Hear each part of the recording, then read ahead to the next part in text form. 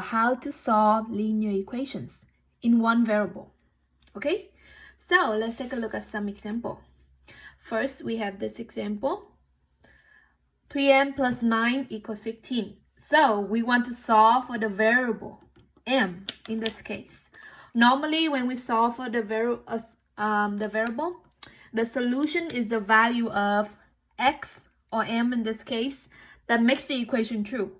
Okay, so in order to solve for this, usually if this one will have only exactly one answer.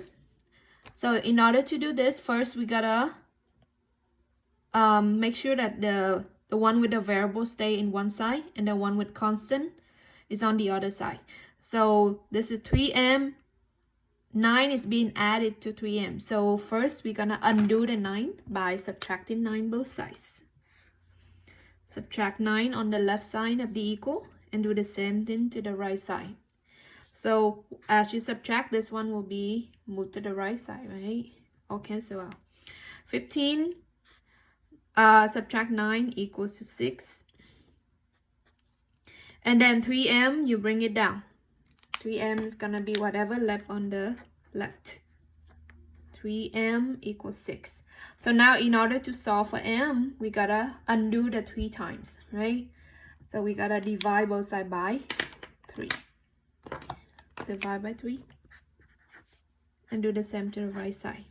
3 divided by 3 gives you 1m equals 6 divided by 3 is 2. In order to check your answer, this is where 2 is m, the value of m. So we're gonna plug in the m right here for 2. Okay, so we're gonna have 3.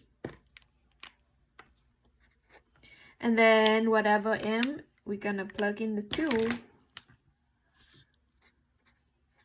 plus 9.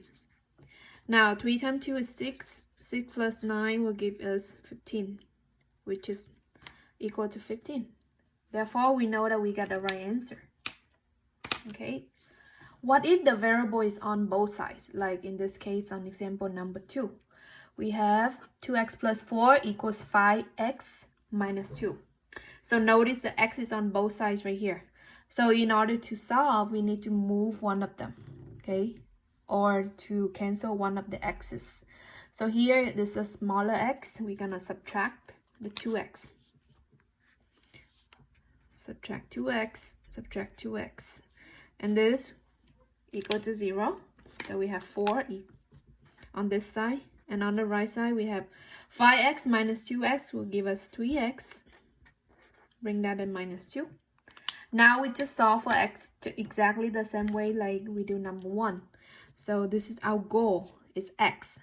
We need to move all the constant to the other side so that the variable stay here. Okay, so we go into add 2 to both sides. Because we know if they are conjugate or opposite sign with exactly the same number, they will cancel out, right? So 4 plus 2 equals 6 equals 3x. Bring it down, this one equals 0. Now 3 times of x equals 6. In order to solve for x, we're gonna divide by 3 on both sides of the equals. Because they're equal to each other, we gotta do exactly the same thing. Okay, so now we're going to divide up. 6 divided by 3 gives you 2. X equals 2. Again, you can check by plugging the 2 on the original equation. And we're gonna have 2 times 2 is 4. 4 plus 4 is 8. So on this side is 8. Then you're gonna plug in the same number right here whenever you have on the right side. 5 times 2 is 10. 10 minus 2 also is 8. So they equal to one another. So 2 is the correct answer. Okay? Let's move on to number 5. We got 3 left. 4x equal negative x plus, minus 20.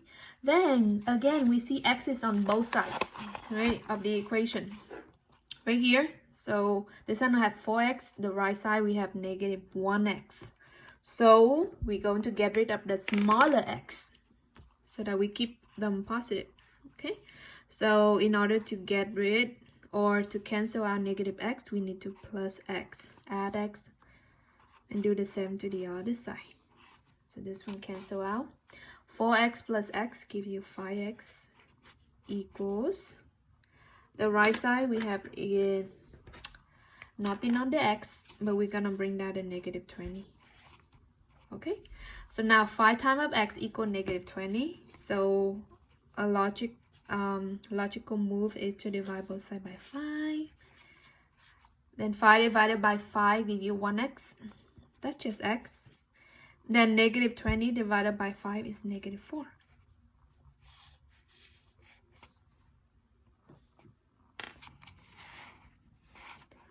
Number 7. We have 2 equals b minus 1 over 4. Alright, so in this case, we have a fraction on one side and the other side doesn't have a fraction. It's just a whole number.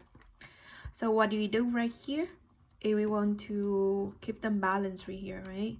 So first we're going to be doing is, this one is divided by 4. So in order to cancel divided by 4, we're going to multiply by 4. Okay, and by the golden rule of algebra, we cannot just multiply right here. We have to do exactly on the other side of the equation. So multiply by 4 on both sides. And of course, 4 times divided by 4, it will equals to 1 and it's cancel out. 4 times 2 is 8. 8 equals b minus 1.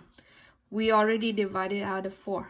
Okay, so now in order to solve for the variable b, we gotta add 1 on this side to remove the constant, right? We do that addition by 1. A plus 1 equal to 9. 9 equals b. And that's it. That's your final answer. Another type that you might see, this type is have the parenthesis, which means we gotta distribute the multiplication first. Okay, so let's go ahead and distribute. The 5 is multiplied by both of these terms, so we're gonna multiply the 5 by each of them. 5 times 4 will give you 20. And then 5 times negative 2a will give you negative 10a equals a minus 2. Now a is on both sides. We're gonna not subtract, but we're gonna remove the sign that have the smaller. Okay, so this side have negative 10. We're going to undo negative 10 by add. Okay, and this is also the a, so we're gonna add the 10a to both sides, of course. So this will be cancelled out. Therefore, we have 20 on the left. Here we have a plus 10a will give you 11a minus 2. Okay, now that we have that already, we're going to solve for a. So just like how we did before, we keep the variable sign by itself and we get rid of the constant. So to cancel minus 2, we add 2. Add 2. All right, so we have 22 equals 11a. All right, so 11 times a give you 22. You just divide both sides by 11. 22 divided by 11 will give you 2. Okay, so at this step we divide 11 by 11. A equals 2. All right, and that is how you solve for equation with one variable. Right. If you have any question, please leave me question on the comments. I will be happy to help you. And I'm looking forward for the next lesson. Thank you for watching. Have a wonderful day. Bye-bye.